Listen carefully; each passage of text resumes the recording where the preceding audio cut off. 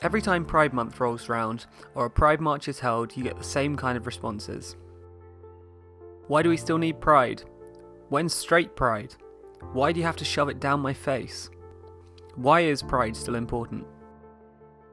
Gay Pride is a celebration of love, freedom and acceptance. Its purpose is to spread hope and to remember the lives that have been lost in the fight towards equality. Despite the progress that's been made in Britain, in many places around the world and in the UK, life can be incredibly difficult for LGBTQ+ people. It's important to remember that legislation doesn't mean acceptance. In the last year, the number of hate crimes against LGBTQ+ people has increased by 147%.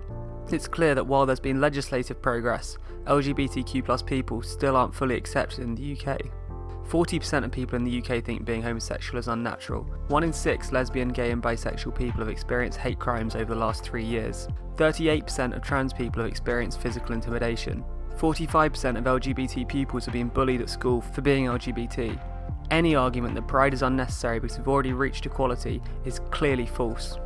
Pride is a fantastic opportunity to show LGBTQ+ people that they're not alone and that we will continue to fight towards equality.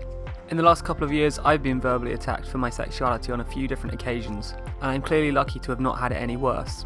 We don't live in a country where being LGBTQ+ is yet fully accepted. I hate that we live in a country where holding the hand of someone you love is a sign of vulnerability rather than of comfort.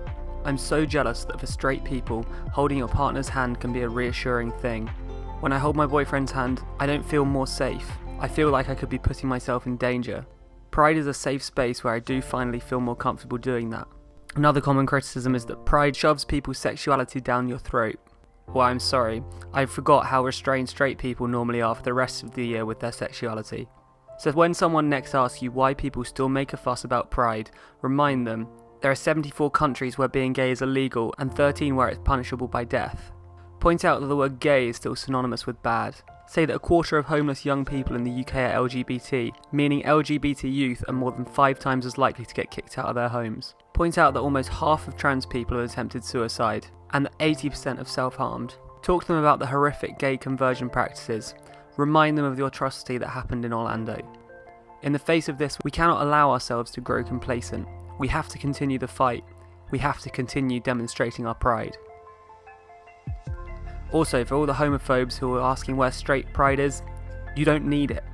When straight people start being killed, harassed, beaten up, marginalised, start losing their jobs and being kicked out of their homes just for who they are, then come back to me. Until then, straight pride is entirely unnecessary. And for the record, there are already straight pride flags and marches.